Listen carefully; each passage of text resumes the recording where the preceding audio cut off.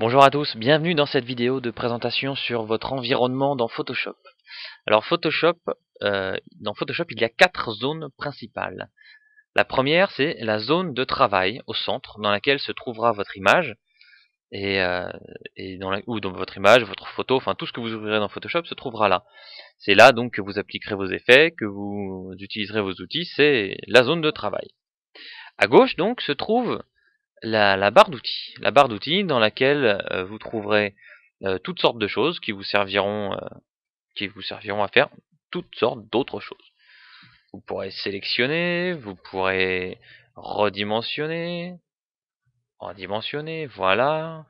Vous pourrez choisir une couleur, vous pourrez effacer, mais on ne peut pas effacer. Enfin, vous pouvez faire énormément de choses. Les outils qui ont un petit triangle noir à côté de leur image, leur icône, indiquent qu'il y a d'autres outils derrière, qu'il y a un empilement d'outils. Donc pour accéder aux autres outils, vous restez cliqué sur l'icône, ce qui fait apparaître le menu. Et c'est le cas de la plupart des outils, en fait, de la quasi-totalité, sauf l'outil flèche. En haut de la barre de la zone de travail se trouve votre barre de menu.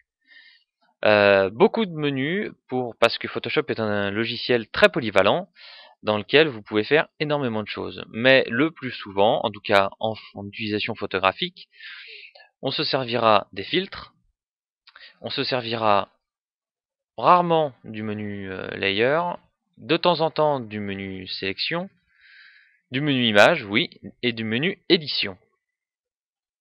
Et aussi du menu Windows pour passer d'une fenêtre à l'autre et pour faire apparaître les fenêtres dont on a besoin. À droite de la zone de travail se trouve un autre élément très important qui contient énormément d'informations. Vous avez avant toute chose la zone de calque qui vous permet de vous indiquer le nombre de calques qu'il y a actuellement sur cette photo. Bon là, on a un seul calque. Les channels, les chemins, vous avez la zone d'effet, d'ajustement, qu'on verra plus tard, la zone de masque, qu'on verra plus tard aussi, la palette de couleurs, bon ça c'est autre chose, les swatchs c'est autre chose, les styles c'est encore autre chose, vous avez l'historique, vous avez les actions, enfin bon, vous avez vraiment énormément de choses. Si tout ça prend trop de place, en appuyant sur les flèches, vous pouvez le réduire pour gagner plus de place.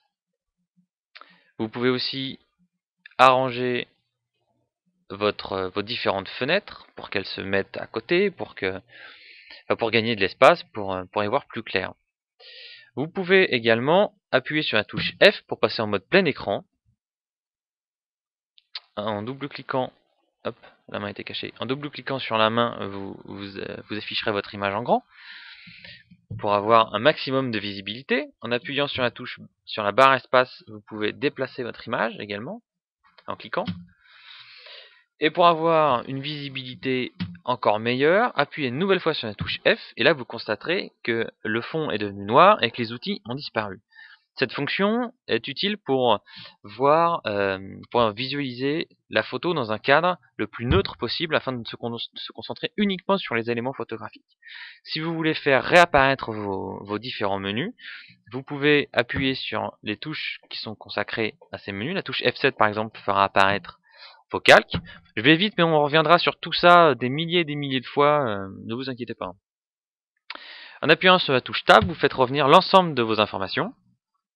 Et en appuyant sur la touche F, vous revenez à votre mode de départ. Voilà pour la présentation de votre environnement de base dans Photoshop.